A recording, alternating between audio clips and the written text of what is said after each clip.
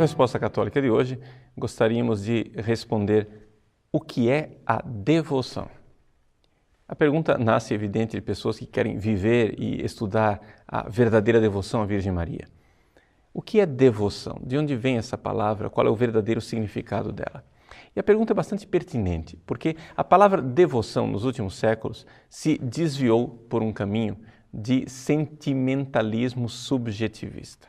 Isso por quê? Porque no século XIV surgiu um movimento chamado Devotio Moderna. Veja, para entendermos o que é devoção, nós temos que partir de uma realidade chamada religião. Deixa eu explicar com calma e assim nós chegamos à Devotio Moderna. Religião é uma virtude de justiça. Dar a Deus o culto devido. Vejam, a religião em si, ela se diferencia da caridade, do amor, que é uma virtude infusa, uma virtude teologal, porque a caridade tem por objeto Deus diretamente. Eu amo Deus, eu me uno a Deus e aqui eu tenho então caridade.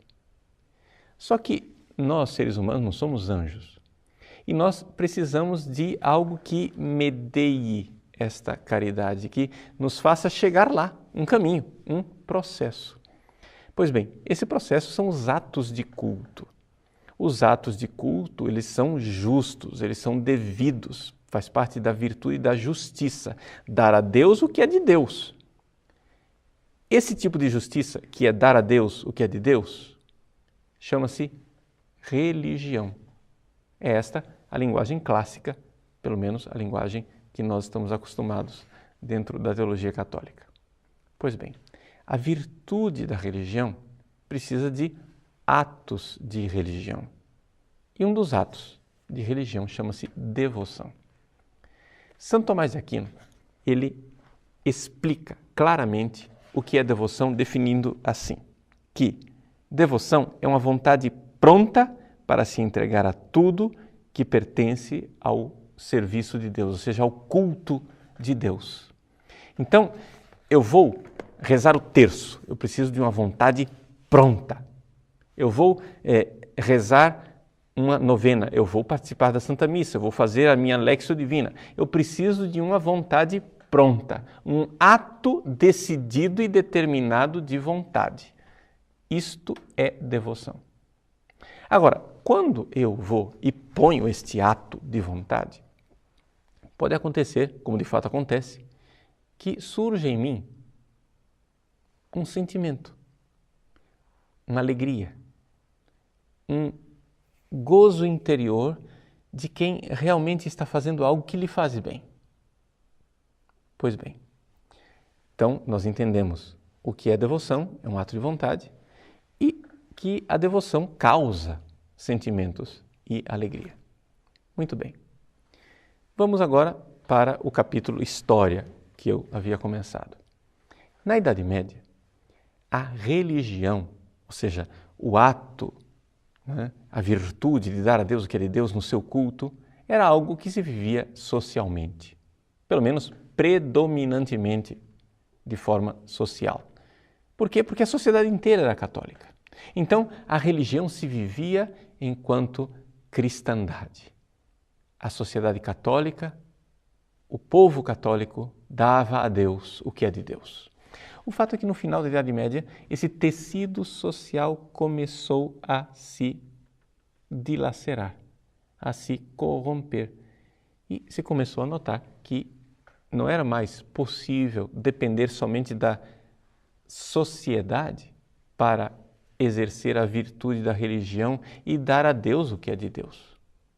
Então, o que é que se fez? Aqui se começou a incentivar as atitudes individuais, as pessoas. Já que eu não podia mais depender da sociedade, eu, enquanto indivíduo, preciso tomar a minha vontade pronta e então dar a Deus o que é de Deus. É aí que nasceu a Devotio Moderna.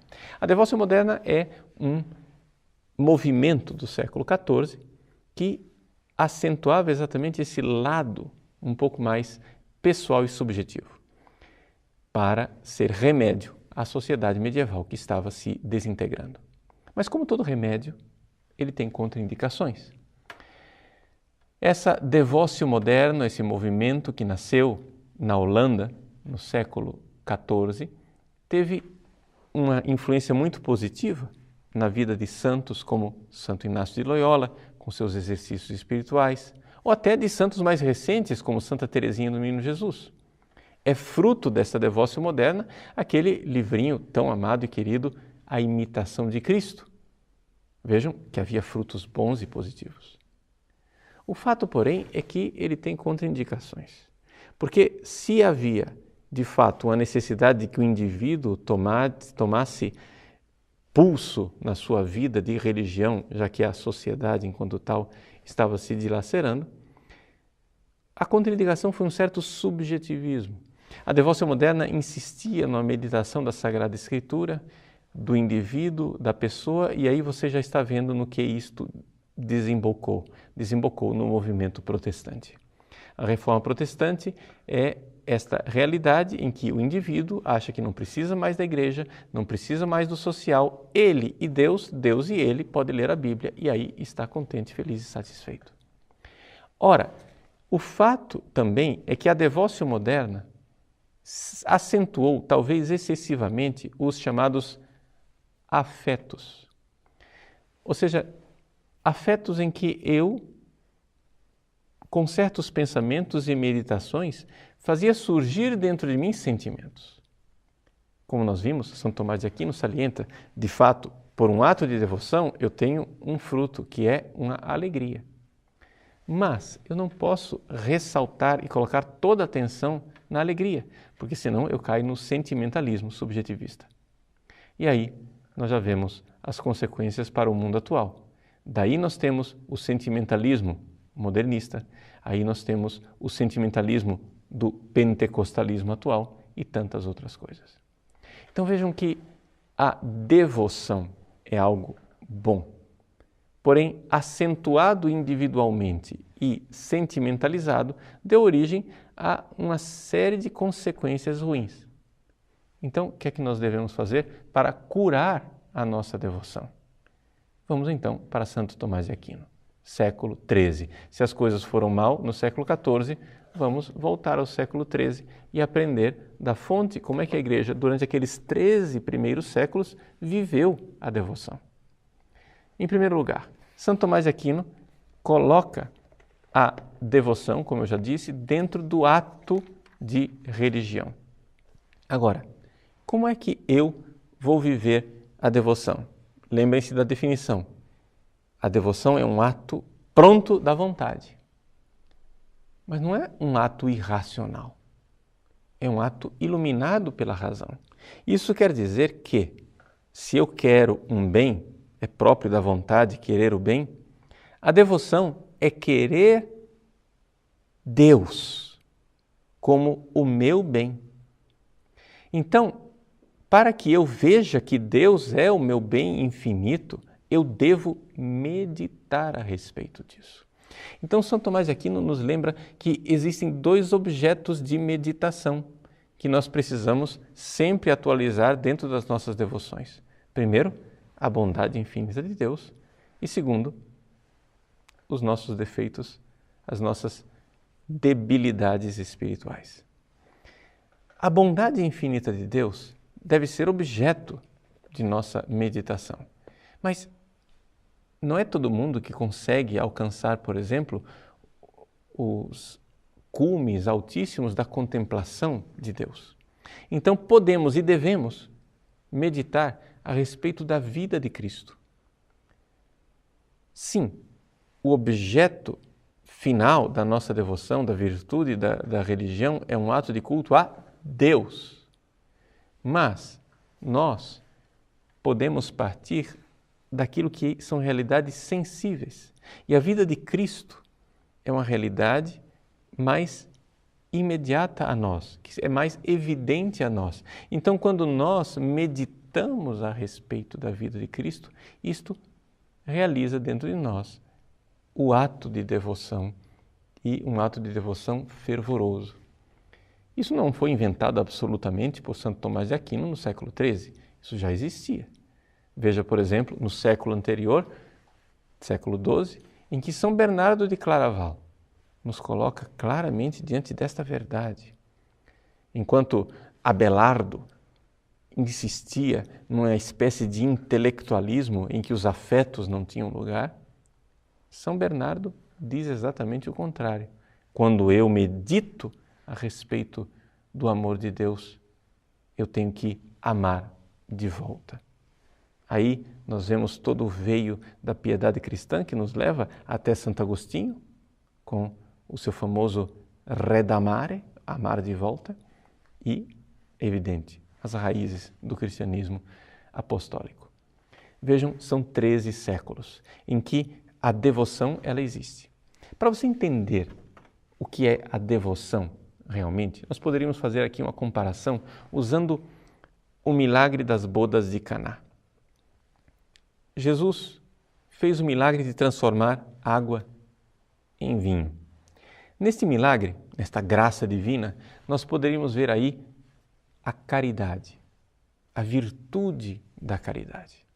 Ou seja, é algo que é dom de Deus, que é graça, é virtude infusa.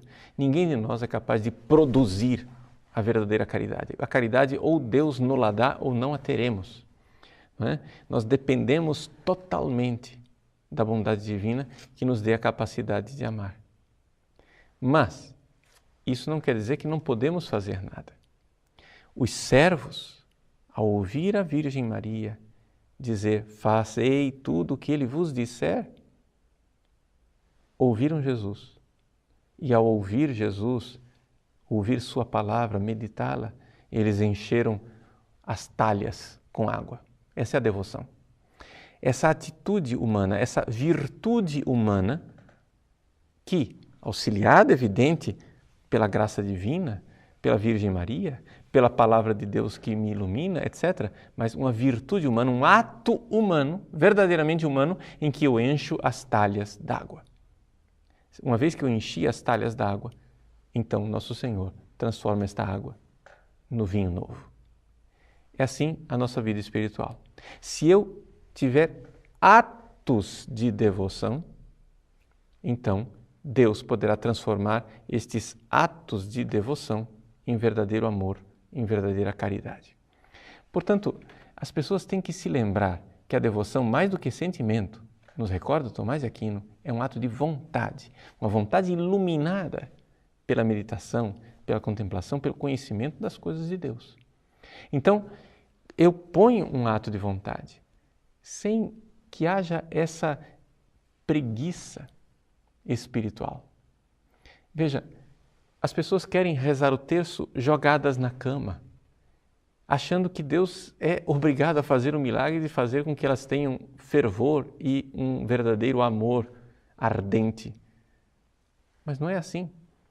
Meu irmão, ponha atos de devoção. Ao invés de rezar o terço jogado na cama, se vista para rezar. Ponha uma roupa para se apresentar diante de Deus. Acenda uma vela diante de uma imagem. Use água benta. Fique de joelhos. Ponha atos de vontade para meditar e se concentrar naquilo que você está fazendo. Fazendo isso, você está enchendo as talhas de água.